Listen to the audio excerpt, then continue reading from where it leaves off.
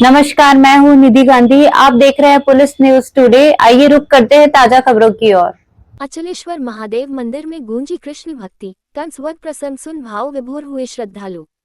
धौलपुर चंबल पुल के समीप स्थित प्राचीन अचलेश्वर महादेव जी मंदिर परिसर में श्री बाबा सेवकदास जी की पुण्यतिथि के अवसर पर आयोजित 7 दिवसीय संगीतमय श्रीमद्भागवत कथा ज्ञान यज्ञ के छठे दिन श्रद्धालुओं का सैलाब उमड़ पड़ा। कथा व्यासपम अशोक दत्त सेंथिया जी महाराज ने अपनी अमृतमयी वाणी से भक्ति की सरिता बहाई।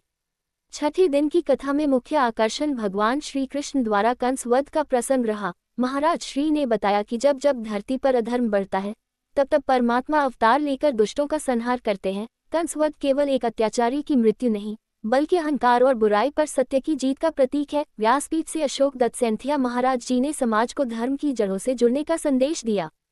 उन्होंने विशेष रूप से जोर देते हुए कहा कि हमारे हिंदू धर्म और संस्कृति में प्रत्येक व्यक्ति का यज्ञोपवीत जनेऊ संस्कार होना अनिवार्य है। उन्होंने इसे आत्म अनुशासन और पवित्रता का आधार बताया। कथा के दौरान उद्धव गोपी संवाद और ब्रह्मगीत के प्रसंग ने भक्तों को भाव विभोर कर दिया।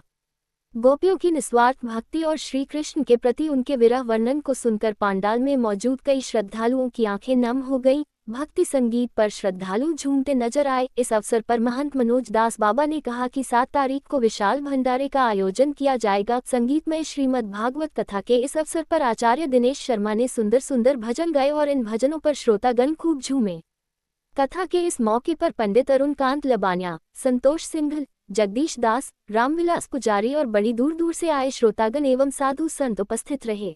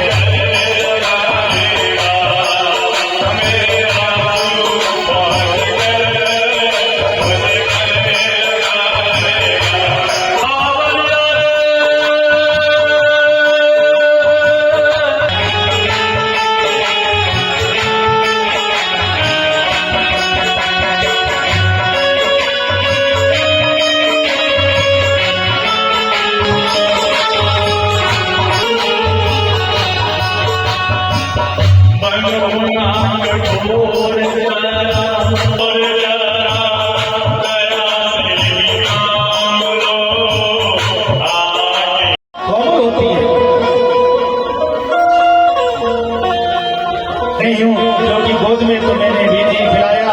इतने में यदुवंशी की मंत्री बृहस्पति के शिष्य ज्ञानियों के श्रेष्ठ श्री वहां उद्धव जी आ गए। उद्धव जी को देख करके मुस्लिम जी के उनसे कहा, बेटा कृष्ण के पास जाओ और जाकर कन्हैया से पूछो रोता क्यों है।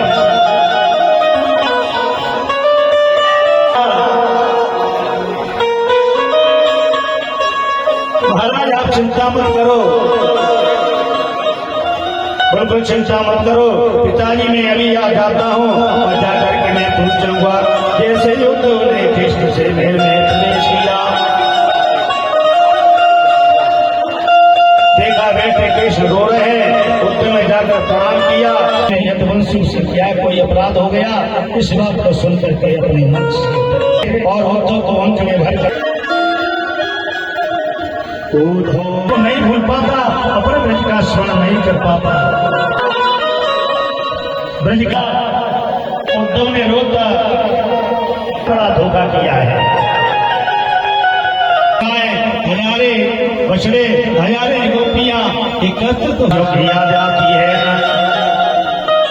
ब्रजवासी मेरी याद करते हैं या नहीं। बृहस्पति का शिष्य यदुवंशी का प्रबल मंत्री जब अध्यक्ष का निरूपण करूंगा। वेदांती भाषा क्या समझे विचारे, द्वारी यज्ञवार क्या समझेंगे। कृष्ण बोले कहो।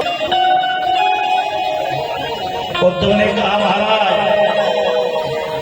आप आपकी आज्ञा से उधार्य है। ब्रज मंडल में जाता हूँ और आपका समाचार सुना करे तो हमारे हाथ कर्पूर के समान हमेशा आज महाराज